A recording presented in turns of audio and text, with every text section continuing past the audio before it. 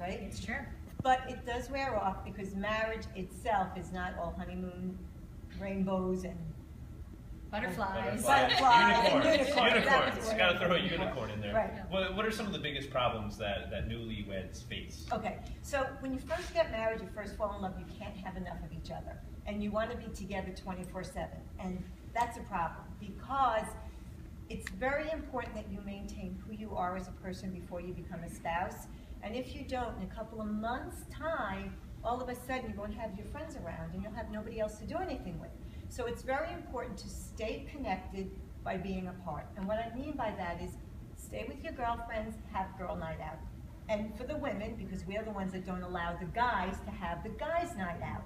And that's then, important. It's very important. You got to give the guys a little breathing room, There's right? space, Sometimes. exactly. Yeah. And but vice you need versa. to. Right. Vice versa.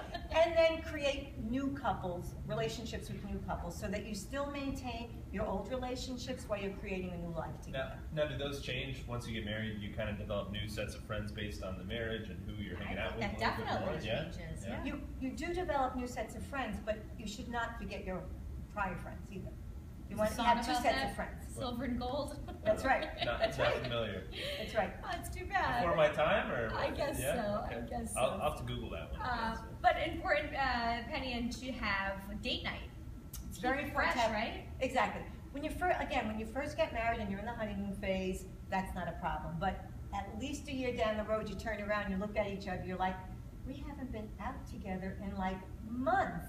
Oh. And then you begin to drift apart. So schedule a date night and don't have it be the same thing every week. Dinner over and over and over. At the same restaurant. Well, what are some cool creative date ideas? Do you have any that you like? Sure, you could go rock climbing.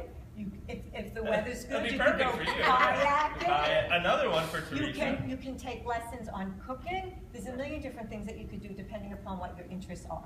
Okay. See, that's creative. You got to think out of the box there, right? Like Brandon, he's a very creative guy. He certainly He's is. a gentleman. All right, communicate. I mean, that seems like a no-brainer, but sometimes that's what's missing in relationships. You know, it is a no-brainer, but I will tell you, every couple I've ever worked with and couples I'm working with now, the main problem is always lack of effective communication. And what I mean by that is, people usually don't have a hard time expressing what they want to say, but people aren't listening to what's being said to them. And that's where you have